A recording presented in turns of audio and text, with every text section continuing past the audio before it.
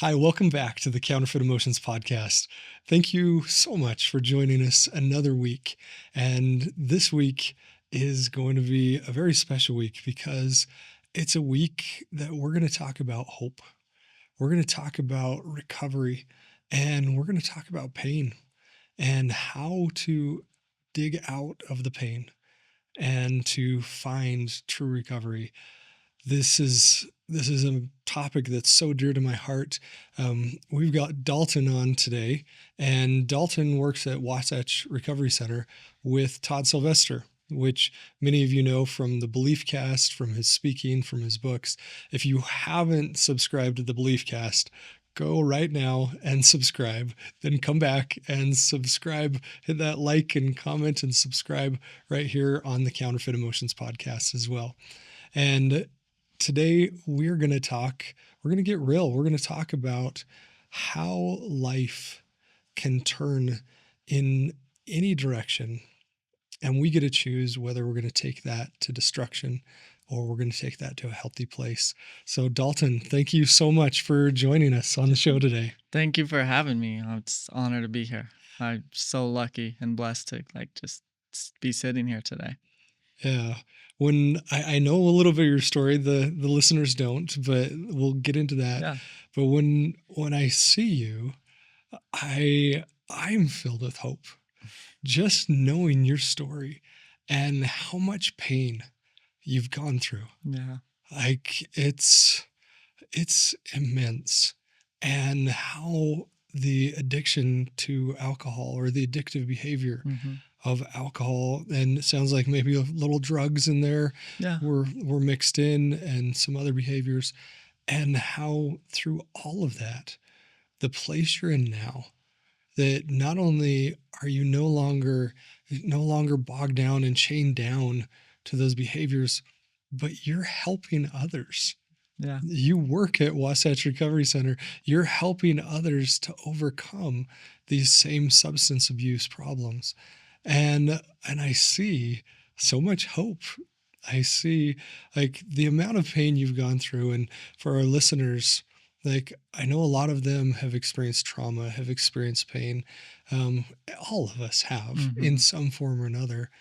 But when I learned about your life, I think, wow, the pain you've gone through, the struggles you've gone through, like you're someone that can truly show empathy because you know what it feels like. Yeah. Yeah. You know how bad it hurts. Yeah. And so I'm so grateful that you would have this conversation with us here on the Counterfeit Emotions Podcast. Yeah. I'm so happy to be here. Thank you for having me. Todd's told me so much about you and just absolutely loves you. I'm very fortunate. I have the opportunity to be sitting here today. Like you said, I've had a past where I went through some really hard things, and I put myself through some really hard things because of some things I've went through. So sitting here today, I mean, if you would have asked me 4 years ago if I could picture my life being the way it is now, I would have told you were crazy. Like that my life would You just... wouldn't believe it. I wouldn't believe it. You would think that today would never happen. Yeah. That you would be a guest on a podcast talking about emotions. And yeah, never. I was in a really bad, dark place. And that was just 4 years ago. 4 years ago. Not even 4 years ago in September, really. September. So 3.5, really. And you are in such a different place now. Yeah. Like, share with us that place you were in. Absolutely. And then the place you're in now. Yeah. So 4 years ago, I was just entering Wasatch Recovery. I was entering their inpatient program. I came from Wyoming. I grew up in Rock Springs, Wyoming, and luckily enough, my sister found a treatment center for me in Salt Lake City, Wasatch Recovery, and I took the big step. I didn't know what treatment was. I'd never been to treatment. It was all new to me, and I knew I needed some change. I knew I needed some help, and when she told me that she had gotten me a bed in this facility, I was like, okay. Like I just kind of picked myself up as best as I could at that moment, and I just leaned into it, and I just was like, all right, let's do this. I'm ready to go. So that day I went to detox, and a few days later I ended up in Wasatch Recovery. Wow. And when you say you picked yourself up, there was a lot to pick up from. There was. Oh, tell us about that. What, like, at this point in your life, what had happened to get you to this place? Yeah. So when I was in my early 20s, I I had a really bad drinking problem, and it kept going downhill, and I'd recover for it for a little bit, and it was this battle back and forth, like, oh, do I have a drinking problem? Do I not? I mean, I really did, but I didn't want to admit it. I was full of shame about it, Mm, and I didn't know how to ask for help. Then a few years later, it was April of 2021, and me and my little brother and my mom we'd been in our addictions together. We were drinking for probably a good 6 to 7 months straight, and like daily, daily, every day, we like starting at from night or starting in the morning? starting in the morning. We actually, yeah, I can't tell you how this happened, like how this occurred with me and my brother and my mom, but somehow, some way and I mean, it was during COVID. So I think COVID had a big part of it, us being stuck in the house together. But we were drinking every day, morning to night. I mean, we drank all day until basically we passed out or fell asleep. Mm, And it was April of 2021. And one night, we just all went to bed like normal night. We'd been drinking. We were in really bad shape. Like we wanted help, we needed help. We were so stuck at that point. so you felt it. You said, like, inside your head, you were Yeah. saying, "I need help." But at that time, you didn't know how or where or what to do to get it. Yeah. Is that Absolutely. how did that feel? It, I was super scared.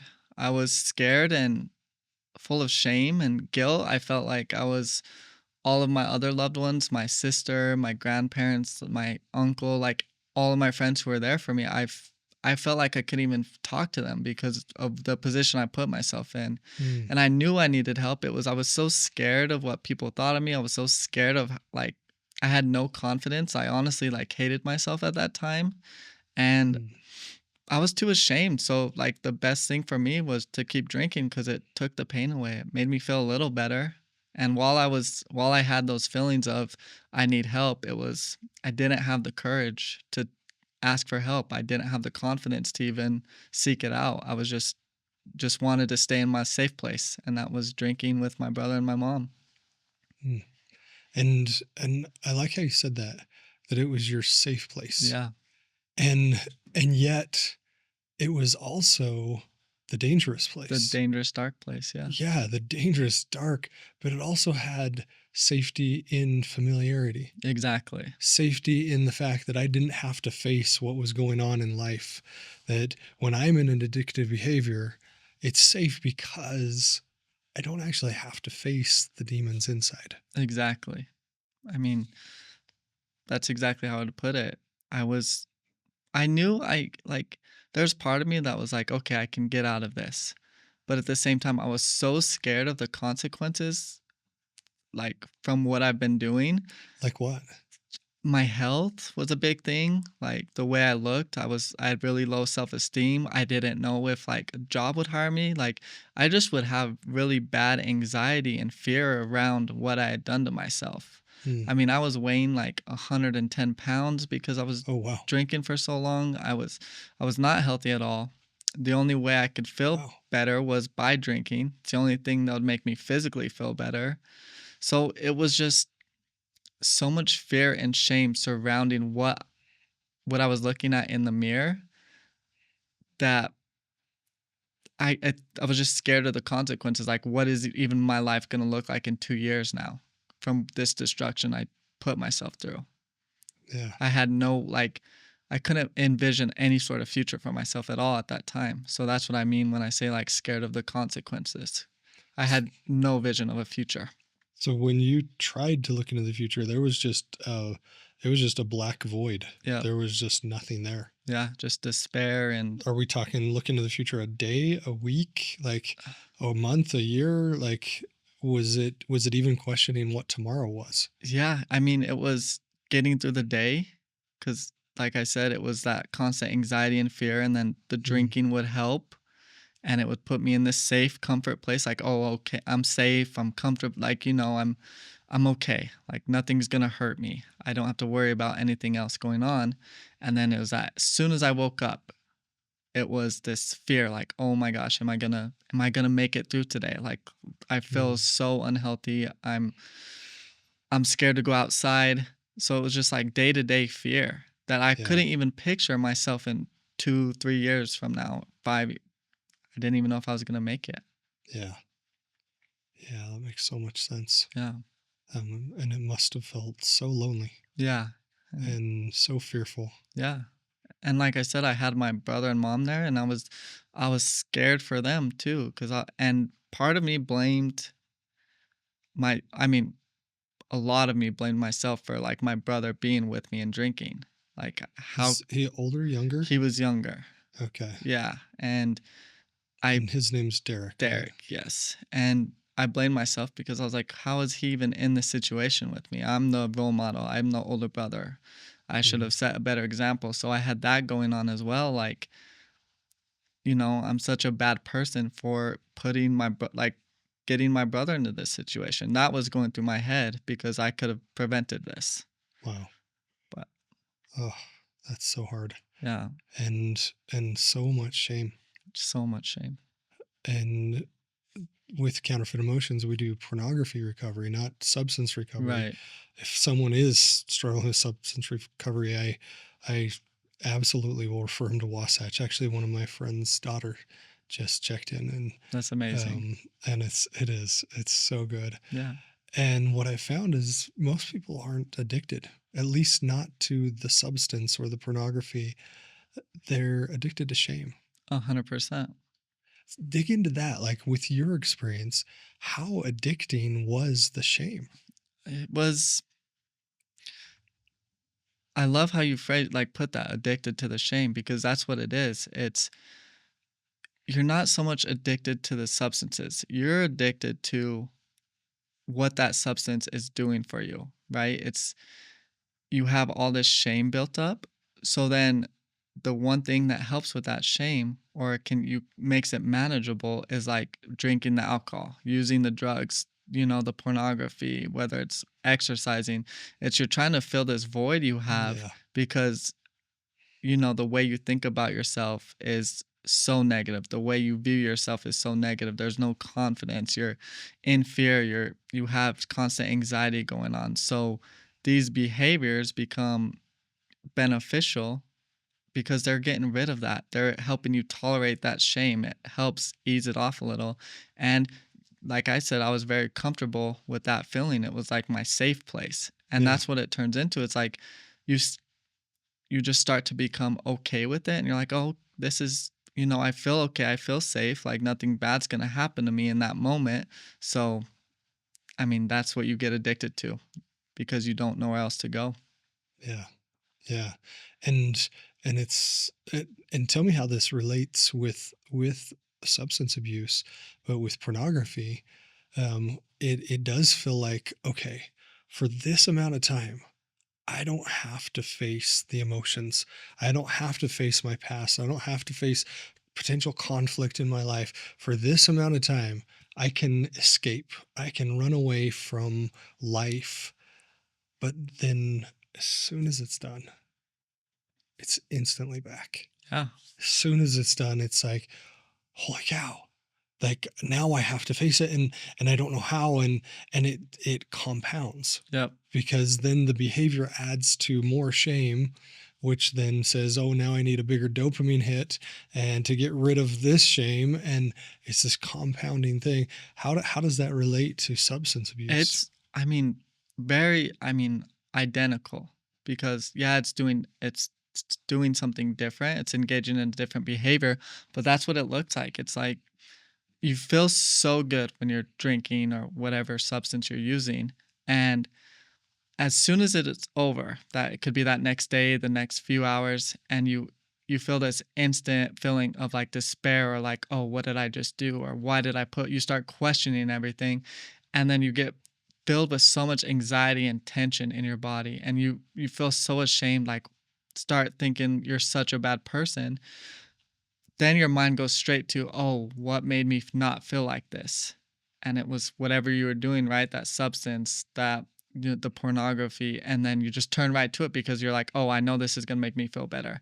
And at that point, you don't even care how long it's gonna last. You just know it's gonna get those other feelings to subside for even if it's just 20 minutes. Yeah. Yeah, you're getting Yeah. those feelings to subside, and there you are. You're safe and comfortable again.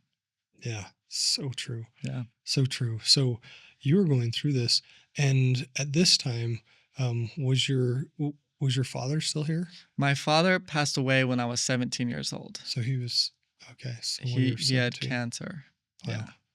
So I'm sure that was one of those big Yeah. things inside that you had to deal with, Yeah. and yeah. And then fast forward to this place where you and your mom and your brother are Yep. daily binging, Daily binging. and and then what happened? So we had, like I said, we'd been going at it for 6 to 7 months, and it was during COVID, and we all had lost our jobs at some point at different time periods during that time frame. So we were stuck in the house together, and I had family members coming over, trying to talk to us, trying to get us help, like really like breaking down, crying, like struggling just to like help us see what we were doing to ourselves. And we knew what we were doing to ourselves. We didn't want to accept the help because we felt so ashamed about it. That's Mm, how we viewed ourselves at that point was, you know what, this is as good as it gets for me. And that went on for a long time. Probably I want to say September of 2020 to, like I said, April 2021. And the reason I keep bringing up that date is one night we were all drinking and we went to bed like normal. And I remember waking up and I hear my brother just make this noise, and it wasn't a normal noise. So I go over and check on him, and I'm like, Derek, like trying to get his attention, and he's very unresponsive. So I checked his pulse, and his pulse was really faint and his breathing was really faint.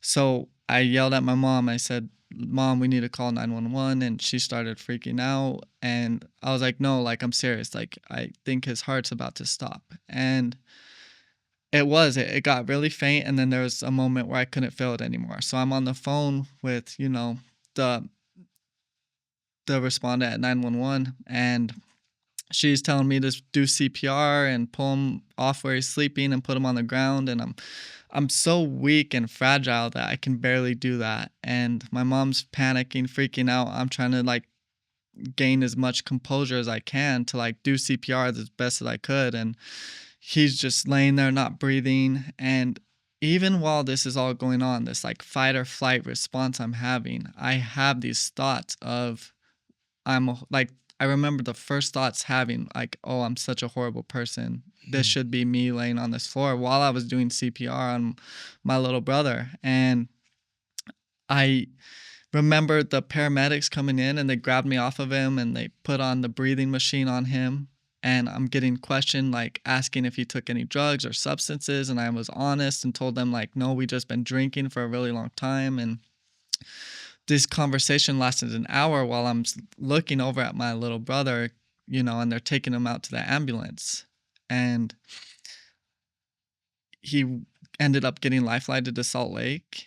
Because like I said, we lived in Wyoming at the time. And I I couldn't even make the trip when my sister and my aunt and uncle and brother-in-law went to see him because they were so worried I was gonna have a seizure or something bad was gonna happen to me in the car on the way there. mm. And he ended up passing away that night. He never got responsive. He started breathing again, but never got responsive. His organs started shutting down. And I just hated myself at that point. Like I'm from the so moment sorry. I was doing CPR, like the thoughts of me being a horrible person and blaming myself and thinking it was my fault and just it all filled and it didn't stop for a long time after that. I'm so sorry. Thank you. I'm so sorry. The that kind of pain, that kind of loss, it hurts so bad. Yeah. And to add the shame on top of that loss, the loss by itself, like the fact that your brother's no longer here, that hurts so bad. But then adding the shame to it just compounds that and traps it in a the goo of misery. Yeah. And I can't even imagine how bad that hurt. How did you even make it through that day? I I'm super lucky and fortunate. I have the family that I do and the friends, cuz they were so good to me during that. They just constantly reminded me it wasn't my fault. And I mean, while they were reminding me that, I mean, I still believed that.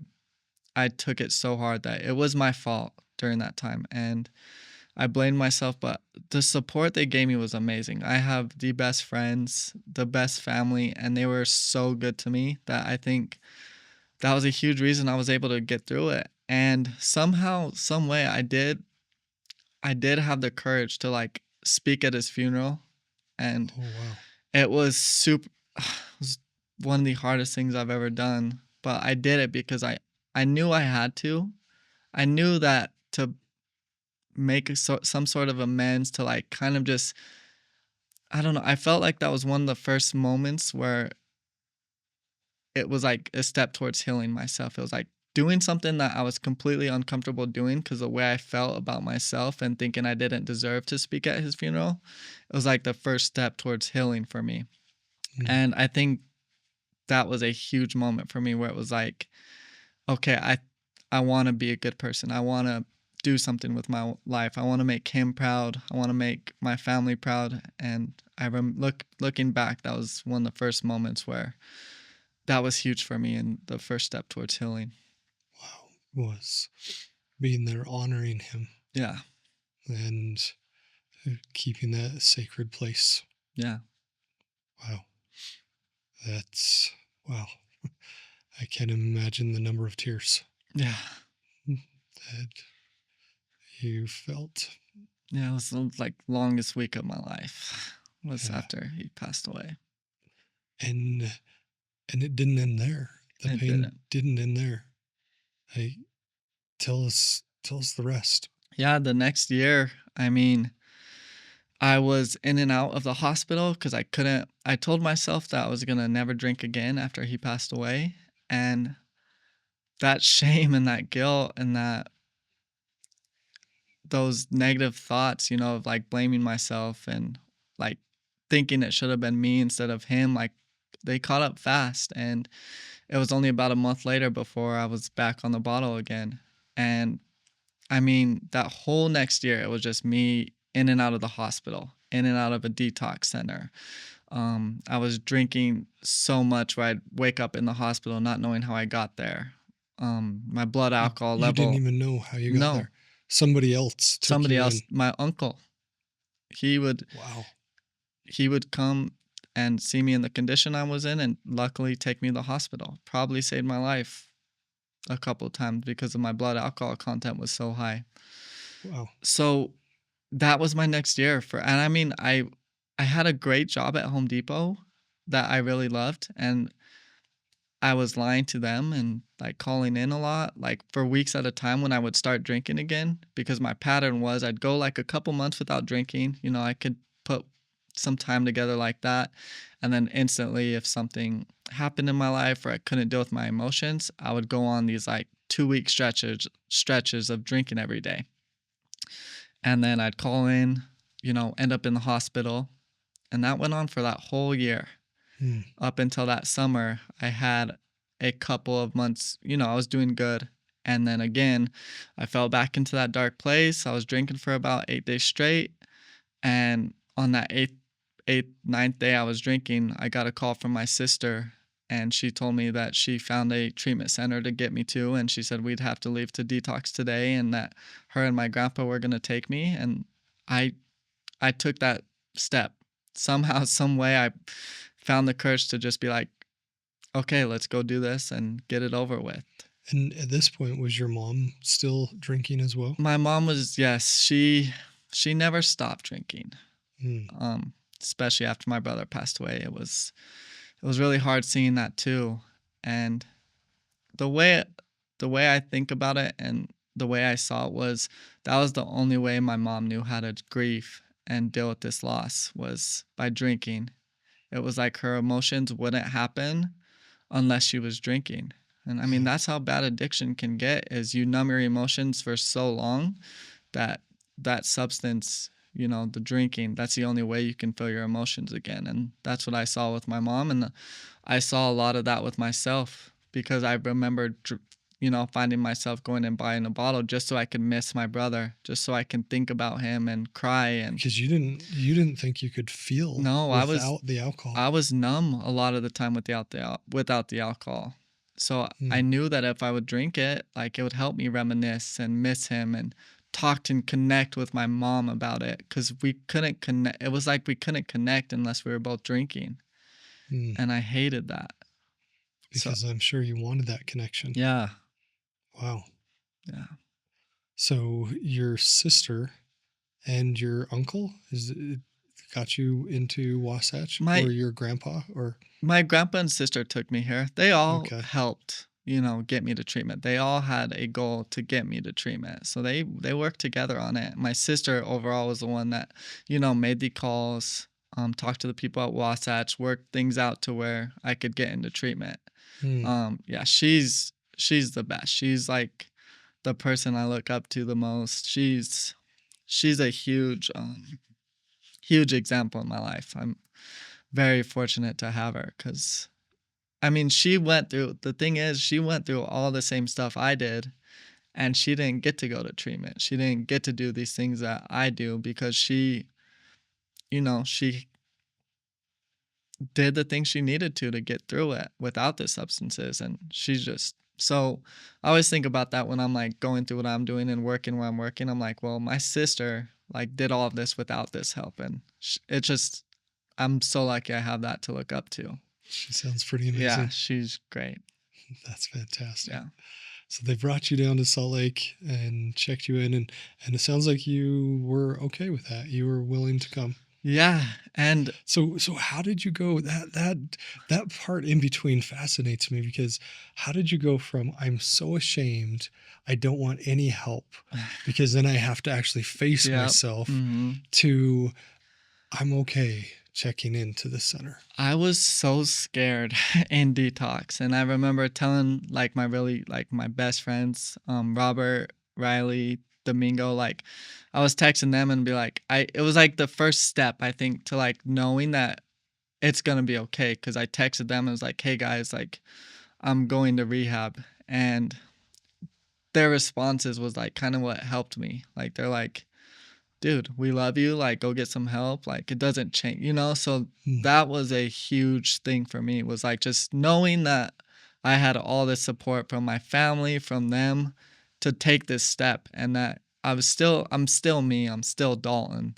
And when I got out of detox and I got to Wasatch, it just the overall vibe of the place and I felt safe. It was like this comfort that I finally had again without the alcohol. And I just leaned into it. And we like to use the word surrender there. And it's just Yeah. like surrender, like just forget everything you know for a while, like, and just surrender to the process that they're going to teach you. And I remember hearing that my first week there. And that's what I did. I promised myself, I was like, okay, I'm going to surrender. I'm going to take all the advice from all the clinicians, Wendy, Todd, Ashley. I mean, I could go on and on. Tina, Decker, Christian, I could name everybody at that place, but I just listened to everything they said and in group process, just listened and finally got to talk about all my trauma and my grief and my Mm. guilt and shame and whatever they told me to do, like whatever little tips or however they told me to go and manage it or to do in my spare time, I was doing it. I was asking them questions and that's what I just fully leaned in and surrendered because I just knew because these people felt like it was like I finally found a place that cared about me, and they didn't even know me. Yeah, So I just trusted them, and they do. I love Wasatch Recovery. yeah. And if I can backtrack to what you said about making that transition Mhm. from "I'm so ashamed, I won't get help" to this place of surrender. I love how you shared about your friends, Yeah. about when you said, "Here's my addictive behavior, and here's what I'm doing for it." They didn't add to the shame. They didn't say, "Oh, you're this horrible person." No. None of that.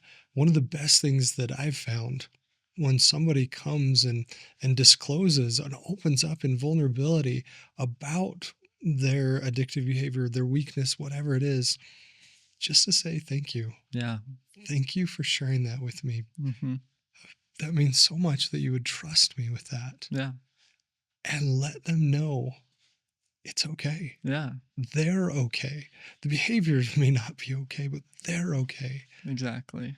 And when we can open up, thank them for sharing, and truly step into a place where they feel safe, that's where I start to see people turn. Yeah. That's where I start to see them go from, "I'm this horrible, horrible person," to maybe there's hope. Yeah.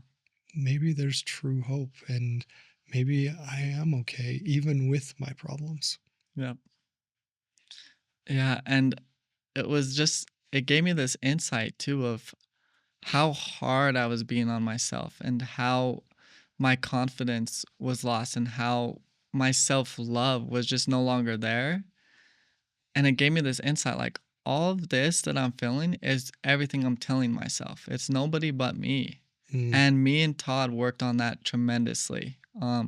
He helped me like miss my brother in healthy ways. He helped me miss my dad in healthy ways. He taught me so many things how to manage it and process through it.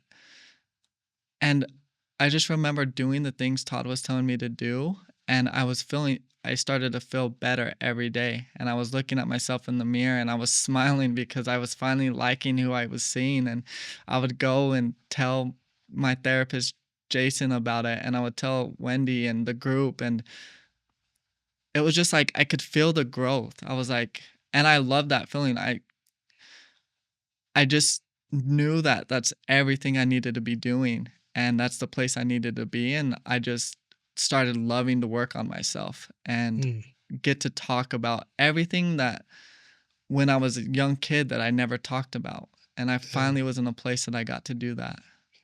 It reminds me, what's the song? Is it Iris by Coldplay? There's a line in there that says, "And I bleed just to know I'm alive." Yep. It sounds like that's where you were, Yeah. is you just needed to feel that there were so many walls around your heart that said, "No, you can't feel." The pain of losing your dad is too big. The pain of losing your brother is too big. Yeah. And don't feel you can't feel. And that's what the alcohol did, is it let you feel for a minute. Exactly. But also, that's what Wasatch did, Mhm. is it let you feel. It gave you that place that said, we're gonna work through these together. Yeah. We're gonna sit with these hard feelings together. Mhm. And that's where real healing begins. Yeah. I was I can't I didn't want to leave that place. I was so comfortable and happy, and overall I finally figured out who I was again and who I wanted to Mm, be. And they always tell me like I always thank them and tell me like I tell them like you guys saved my life and I couldn't have done it without you, and that they give me just the best little quote. They're just like, "No, you did this. You put in the work. We were just here along the way, and you're the one that made the hard decision to come here. You put in the hard work. You got vulnerable."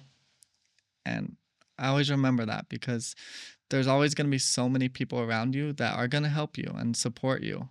But overall, it comes down to you and what the work you put in and like how you feel about yourself and what you do for others and how you pick yourself up.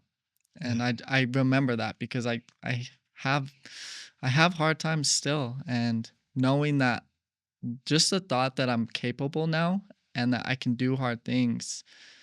eh, who would have thought that the therapist telling me in group, like Wendy telling us, like, you can do hard things, would be 3.5 years later still something I say to myself every day. It's like, I can do hard things. Yeah. It's as simple as that sometimes. Yeah. And there there's a question I ask every person that joins my recovery program, and that is, who are you doing this for? And if the answer is anyone else, if it's mom, wife, children, bishop, anybody else, then I know they're not ready. Yeah. If the single answer is, I'm doing this for me, then I know that they love themselves enough to take those steps. Yeah. I know that they love themselves enough to say, I'm going to put in the work for me. I'm worth it. And that's when people really enter recovery. Yeah. And that's the biggest thing I found within myself was knowing that I had to do it for me, Mm, knowing that I had to do it for my younger self. Like what would I we did this exercise one time in at Wasatch, and it was like write a letter from your younger self to your older self now. Like, what would you say to yourself? mm, And I just remember doing that exercise, and it it put in so much perspective of how just the simple things I would say to myself as a little kid. And those things were like, I love you, you're strong, you're a good person, you're capable, you're funny, like, and it was just these little things that I found myself like knowing what my younger self would say to me now, that it's you have to do it for you because you're enough, and you got to yeah, know that you're enough. yeah, And I mean, if I can help anyone in any way, that just shows that I have to do it for me, because imagine the what I can do for others if I start with myself. yeah. Yeah. So you were in Wasatch, you were starting to learn these principles. I'm sure they were so healing and so freeing. I'm sure they just felt like you just had these massive chains around your shoulders and you're just able to shed the chains off. And at the time, were you able to share any of this with your mom? Yeah, somewhat. I She was still in her addiction, but I also had to place some boundaries with my mom because of like financial reasons, and like I would if I went back and hung around her too much, I could fall back into what I was doing before, and my therapists and everyone there helped me see that. So I had to place some boundaries with her, but I still communicated with her often. And the way I tried to show and communicate how well I was doing was just by like just showing up and like being present for our conversations on the phone, and like telling her how good I was doing and how happy I was. Because Mm, even when it was just that simple, like, Mom, I'm doing so great. Like, I love it here. Like, I miss you, but like, I finally feel good again and I'm happy. And my mom responded to that well. She received it well, and she was happy that I was there. And that's how I tried to show her that, hey, I'm going to be okay. yeah. I just wanted her to know I was safe. Yeah. Yeah. So as you went through this and you started to love that little child that wrote that letter, Hmm. that little version of Dalton, what would you say to him today? If you had a chance to sit down, was how old was he? 8, 6, Eight, 10, nine, 8? 8, 9. Yeah. If you right now had Dalton sitting right there, 8-year-old Dalton, the Dalton of yesterday, what would you say to him? I would tell him, hey, we're going to be okay. You're going to you're going to go through some hard things, but you're You're amazing. You have so much potential. You are going to help so many people. You're going to be so loved. So just know that it's going to be okay and never give up on yourself. Mm. And just know you're always good enough. You're always good enough. No matter what you're feeling about yourself, no matter what happens, you're good enough. You can do what you want to do. That's beautiful. Thank you for sharing You're that. welcome. I felt that very deeply. Yeah. And so many times in life, we carry with us what we think are demons, Yeah. what we think are these horribly scary monsters living inside our souls that we need to run away from, that we need to escape from. And when we have the courage to sit down with them, we learn that they're not demons after all. They're the 8-year-old version Exactly. of us Hmm. that had some event that their brain couldn't process at the time that created that trauma. And when we do sit down with them, we learn they're not scary. They're not these enormous, monstrous creatures. They're just the us from yesterday. Yeah.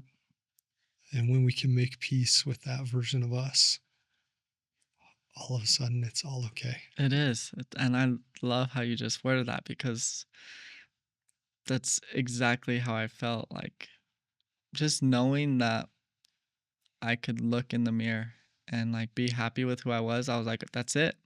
That's all this is knowing like relating it back to how I felt when I was that young and just knowing that, just thinking that nothing was wrong with me. If you can get to that feeling and look at yourself that way, like nothing's wrong with me.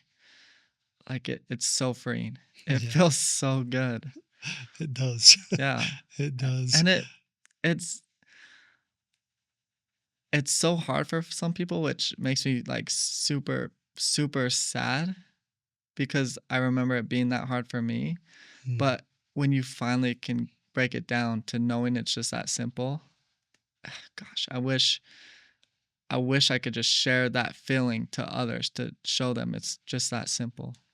yeah. And when I was going through my biggest trials, I had a dear friend named Catherine Hess. She she said, "Curtis, you're perfect," and I didn't feel it. I Yeah. felt so broken. Hmm. I felt so just unwell, and she said, "Curtis, you're perfect."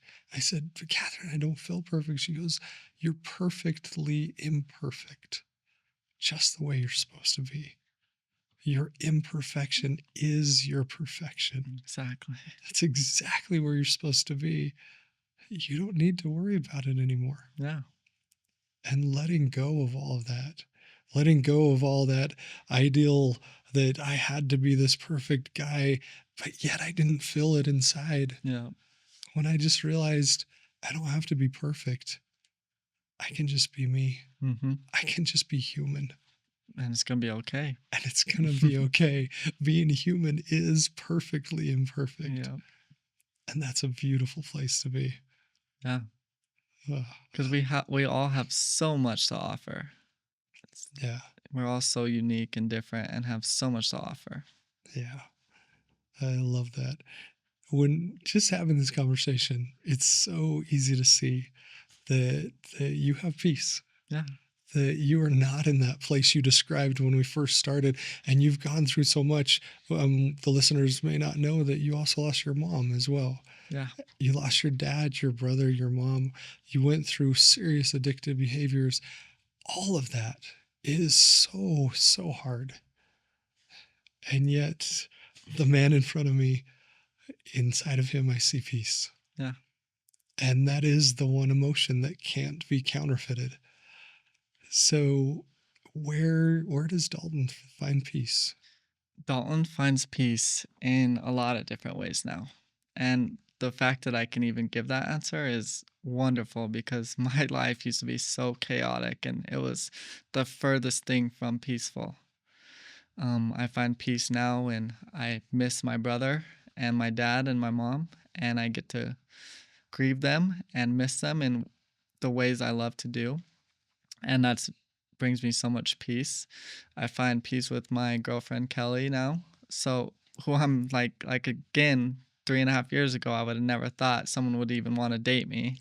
And here I have this amazing girlfriend, and just like being with her and just sharing each other's company is just, I don't worry about anything else. I know that life's okay and it's beyond okay. I'm just free again. And it's so Mm. peaceful just being with her. I find peace being with my friends, Brandon, Brickell, and Christian, and Decker, and Sandy, because we've all went through so many similar things. Mm. And just being able to sit with each other and have conversations like this, because we do that often, it brings me peace because, again, it reminds me that I'm okay. And I have so many hobbies that I enjoy doing, and just being able to do them again and taking that time to acknowledge it, it brings me so much peace. Doesn't even matter where I am, what the weather's like. I'm just at peace because I know I'm finally in a good place. And just hearing myself listing all these things that bring me peace now, it's so comforting, and it makes me super proud of myself because, again, my past self, I was never, I was never capable of this. It's what I always thought. And here I am now, and I can look back at my past self and be like, you were tremendously wrong. It feels so good to be wrong. Yep. That's amazing. Thank you for sharing your experience. Thank you for doing the work Yeah. to find that freedom, find that confidence. One other observation, just as watching you and hearing you speak and feeling your presence, is a lack of fear.